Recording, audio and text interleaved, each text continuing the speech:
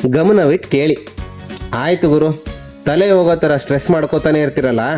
ಹಬ್ಬಬ್ಬ ಅಂದರೆ ಇನ್ನೂ ಎಷ್ಟು ವರ್ಷ ಬದುಕ್ತೀರಾ?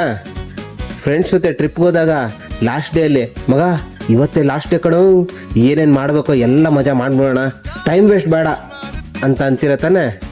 ಲೈಫ್ ಕೂಡ ಅದೇ ಥರ. ಯಾವಾಗ ಇರ್ತೀವಿ, ಯಾವಾಗ ಜೈ ಅಂತೀವಿ ಯಾವನಿಗೂ ಗೊತ್ತಿಲ್ಲ. ಪ್ರತಿದಿನ ಇವತ್ತೇ ಲಾಸ್ಟ್ ಡೇ ಅಂದ್ಕೊಂಡು ಬದುಕೋಕೆ ಏನು ಗುರು ನಿಮಗೆಲ್ಲ?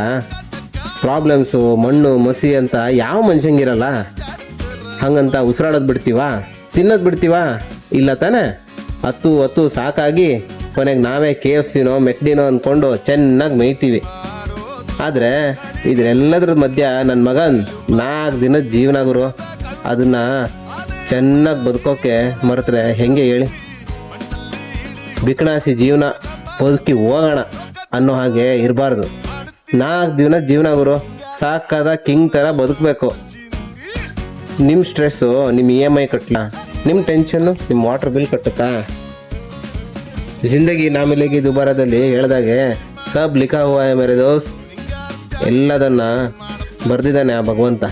ನೀನು ಯಾಕೆ ಗುರು ಈ ಲೆವೆಲ್ಗೆ ಬಟ್ಟೆ ಹೊರ್ಕೊಂಡು ಬಾಯ್ ಬಡ್ಕೋತೀಯ? ಏನು ದೇವ್ರ ಜೊತೆ ಡೀಲ್ ಆಗಿದೆಯಾ? ಈ ಜನ್ಮದಲ್ಲಿ ಸ್ಟ್ರೆಸ್ ಇದೆ ಜಾಸ್ತಿ, ಮುಂದಿನ ಜನ್ಮದಲ್ಲಿ ಖುಷಿಯಾಗಿರ್ತೀನಿ ಅಂತ. ಹಾಂ, ಮುಂದೆ ಏಜ್ ಆದಮೇಲೆ ಅಯ್ಯೋ ಟೈಮ್ ಇದ್ದಾಗಲೇ ಮಾಡಲಿಲ್ಲ ಅನ್ನೋ ಕೊರಗಿರುತ್ತೆ.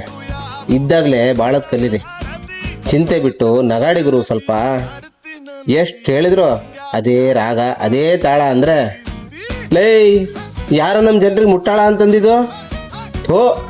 ನಿಮ್ಗಲ್ಲ ಬಿಡಿ, ಬೇರೆಯವ್ರಿಗೆ ಹೇಳಿದ್ದು. You continue scrolling.